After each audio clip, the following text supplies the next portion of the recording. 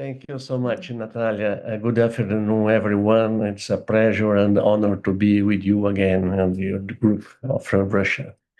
My presentation is IOP fluctuation, peak or mean, in patients with cohesive glaucoma and myopia.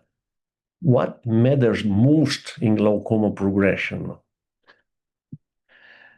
The importance of myopia as a comorbidity in glaucoma. Myopia equal or greater than 3 diopters almost double the risk of glaucoma. In high myopia, there is 20% increased glaucoma risk per additional diopter.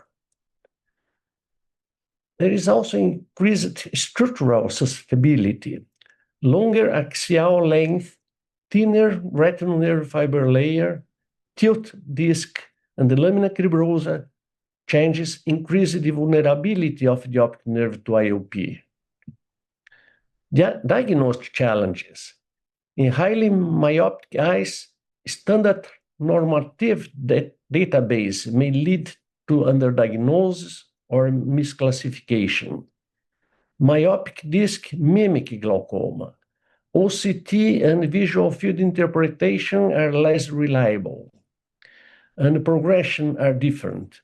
Myopic eyes progress usually with paracentral defects closer to fixation, and non-myopic eyes progress with nasal step arcuate scotomas. Implications for clinical practice, screening and surveillance.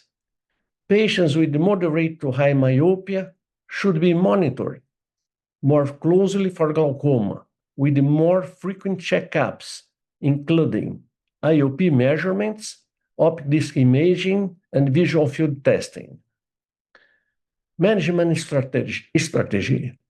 Consider earlier and more aggressive treatment in myopic glaucoma suspects, given the higher susceptibility of damage. The suggested target IOP based on damage of visual field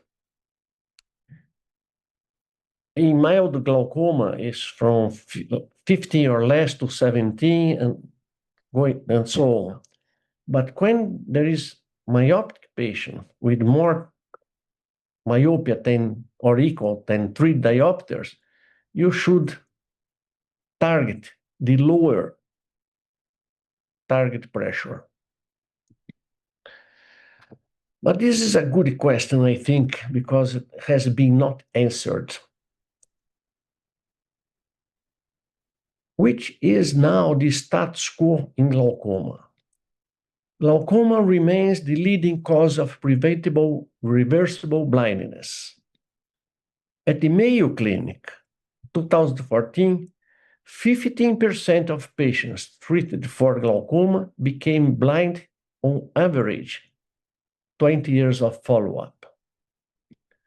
The Johns Hopkins Hospital in 2018 reported that around 50% of patients treated for glaucoma will go blind in at least one eye.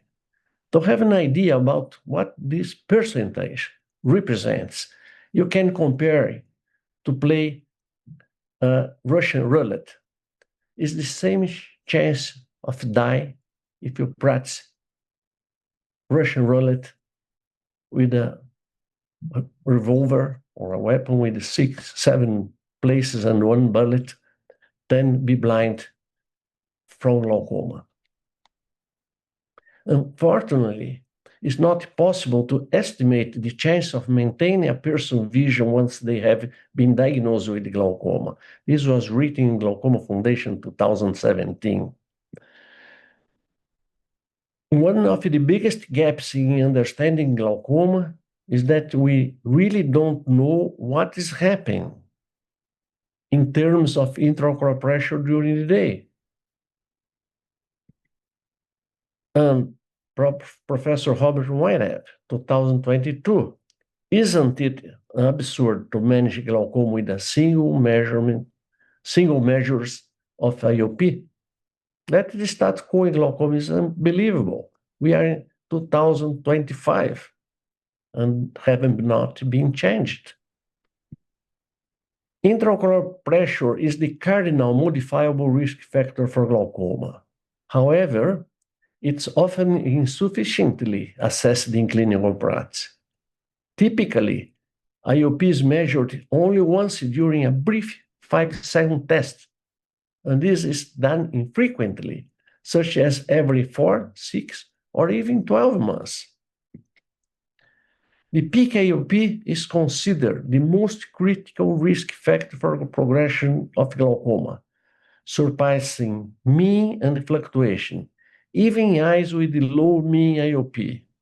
There are several papers showing that, including papers written with the contact lens sensor, the number of long peaks and the mean peak ratio when patients were awake, not sleeping, were the best predictor of faster progression. And a summary was written by Professor Varma that in his paper published recently, maximum IOP was the most consistent IOP measure for predicting OAG risk across the entire spectrum of IOPs. And to date, there is no one single paper published different conclusions from the above studies. However, several studies have shown that IOP fluctuation is not an independent risk factor for glaucoma progression. The importance of estimating the IOP peak can be seen in these two articles, among others. 14% patients, the peak IOP over 24 hours was at least 12 millimeters higher than the clinic peak. Peak IOP values occurs outside the normal office hours in 51% of patients. 24 hours IOP monitoring resulted in a change of clinical management in 79% of patients, including 45% who were offered trabeculectomy. We are not detecting peak pressure during office hours in most of the cases. Also, this other paper showed that peak 24 hours was higher than the peak IOP noted during office visit in 62% of eyes. And remember, peak is the most important parameter for glaucoma progression. Results of 24 hours monitoring led to immediate treatment change in 36% of the cases. IOP peak evaluation in clinical practice can be assessed by 24 hours diurnal nocturnal tension curve, daytime tension curve, and water drink test. Determining the 24 hours IOP course can be challenging, if not impossible, for all patients due to high cost and the labor involved. Measuring IOP during the day and over several days is more practical, but these methods may miss around 70% of IOP peaks. Additionally, diurnal tension curve takes approximately 8 hours to complete.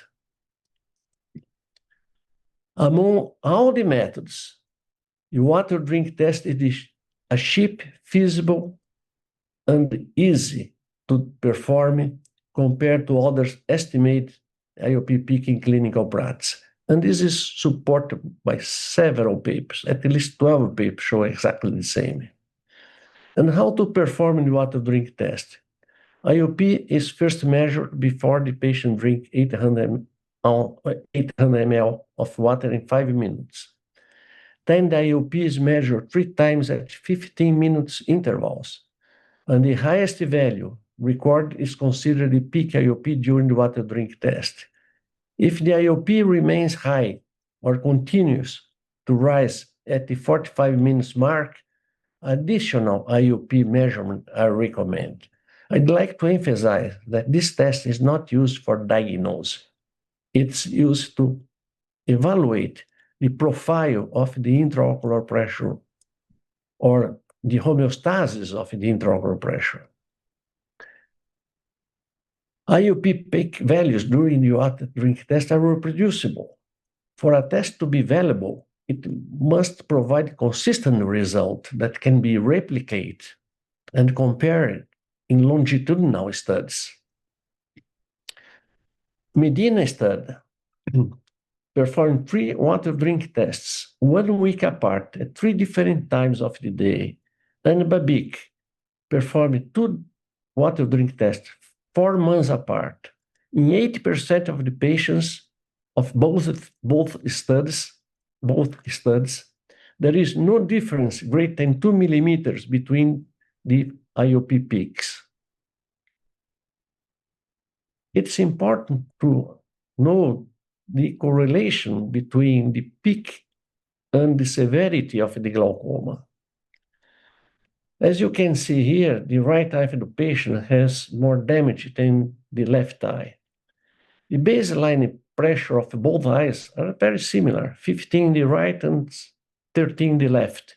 However, the peak pressure was 24 in the right eye and lasted longer than in the better eye, that was 18. That peak difference was 9 millimeters of difference, completely different from the 2 millimeters difference of baseline pressure. Maybe not the 2 millimeters explain the huge difference of damage, but the peak pressure showed this very clearly. The clinical importance of estimate the IOP peak to evaluate the risk of progression. In this study, samples, the peaks, a group of patients that could benefit the most from a test that helps predict glaucoma progression. Patients with reasonable control IOP during office hours that we think they are well controlled.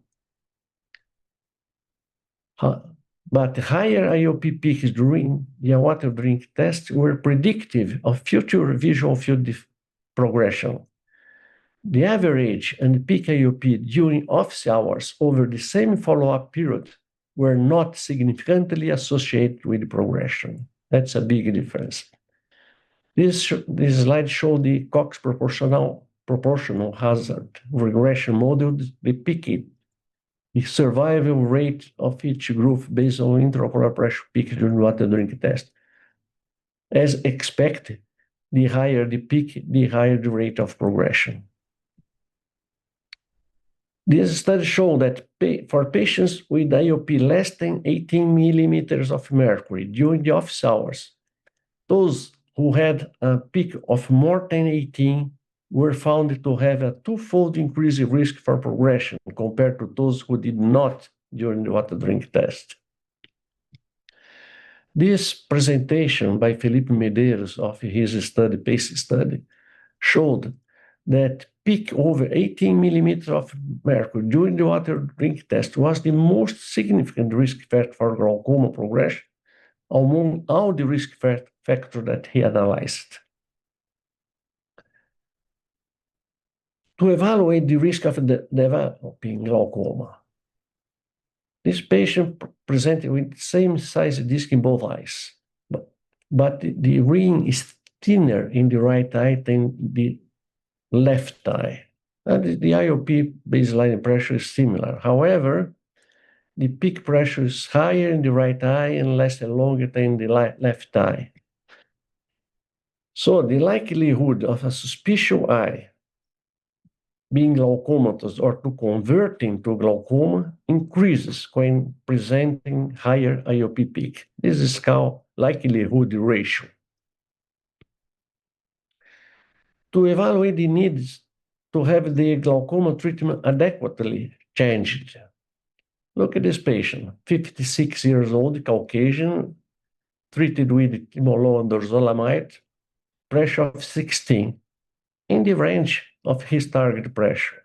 However, this patient showed a fast progression, just 4 months difference, and you can see the huge difference between both eyes. But the peak pressure elicited by the water drink test was 24 millimeters of mercury, and the baseline pressure was only 14. So the patient did not progress because the 14 or 16, but because the peak pressure, as the most important risk factor for glaucoma progression, was 24. Was added latanoprost, and the peak pressure decreased from 24 to 14. Remember that peak pressure in the water-drink test is quite reproducible. Although the baseline IOP only slightly decreased by 2 millimeters mercury when latanoprost was introduced, the reduction in IOP peak was 10 millimeters of mercury. Explain the progression of this, fast progression of this eye. This is an interesting case. The visual field was unchanged from 2012 to 2014. But in 2015, there is a change in the visual field here, and then a progression. As you can see, in 10-2 visual field, there is no doubt that this patient progress, and the central visual field that is more severe, more dangerous for lost vision. And if you see the pressure, baseline pressure in the right eye and the peak pressure in the right eye was almost unchanged.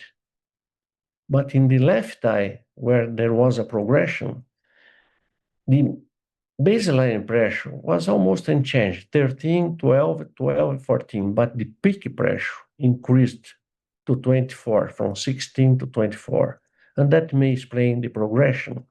As you can see, the progression started to be seen in 2015, when the baseline pressure was 12 and the peak pressure was 23.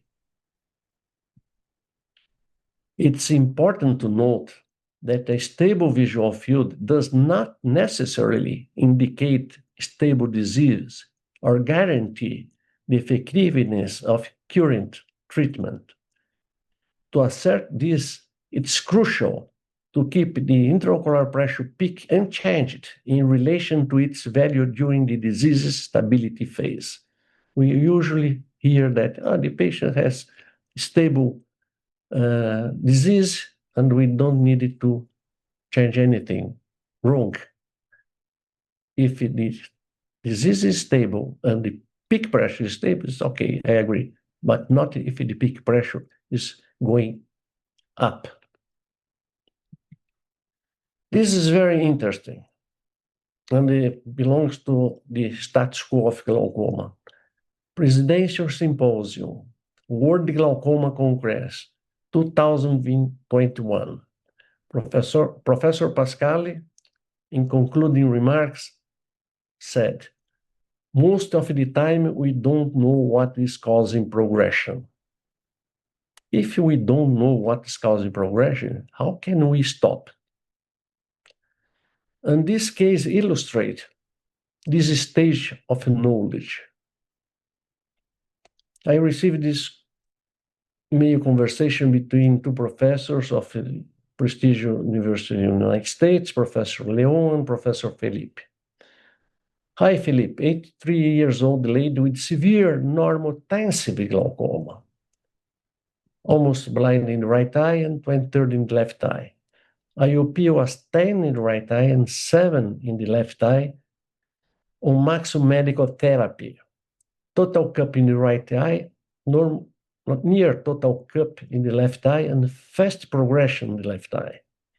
And Professor Leon is trying to decide if he should trap the left eye or reduce fluctuation that he didn't measure. Professor Philippe said, very interesting, a water drink test in a patient like this might show a spike, which would suggest that the eye could be having large spikes throughout the day. Although you should still do a trap, it might help make the case. Indeed, the peak pressure during the water drink test was 36 millimeters of mercury in the right eye and 32 in the left eye. This peak is very likely to occur in early morning when no one measured the pressure. Take home message. This case partially explains the high rate of normotensive glaucomas in some parts of the world, because the pressure and the peak pressure, that is more crucial, was not assessed. If the peak IOP had been assessed years ago, the surgery could have been performed earlier, potentially preventing blindness in the right eye and significant visual field loss in the left eye. Identify the peak intraocular pressure is essential to determine the underlying cause of unexplained glaucoma progression. This is another clinical case. Very severe glaucoma, visual field 10-2 and 10-2, pressure 8 millimeters of mercury with maximum medical therapy. In this scenario, a decision needs to be made quickly between short follow-ups or trabeculectomy. There is no time to lose. If the pressure goes up, the patient can lose this remain vision. So the first water drink test, the pressure, baseline pressure, single intraocular pressure before drinking water was 80 millimeters of mercury, but the peak pressure was 24. Repeat again, the peak pressure was 22. And you can see the reproducibility of the peak pressure. Then trabe was done, and the baseline pressure was 6 millimeters of mercury after trabeculectomy, and 10 millimeters in the left, the peak pressure with the water drink test. After the trabeculectomy, compared to the first water drink test, there was only a 2 millimeters IOP baseline reduction, but a substantial 14 millimeters IOP peak reduction that significantly lowered the risk of progression. Professor Timot from the Imperial College wrote a paper about the water drink test and peak pressure, and his paper was elected paper of the month by the European Glaucoma Society and was awarded in the Imperial College as the best paper of the year. Also, the National Health Service in England approved this test to evaluate if the patient are in risk of developing glaucoma, need to start eye pressure lowering treatment, need to have glaucoma treatment changing, and would benefit from laser treatment or surgery. All these I showed in my previous slides. Conclusion: peak IOP remains a key determinant of glaucoma progression. The water drink test provides a reliable, reproducible method to estimate it, particularly relevant in highly myopic eyes, where the risk of progression is inherently greater. Thank you so much for your attention.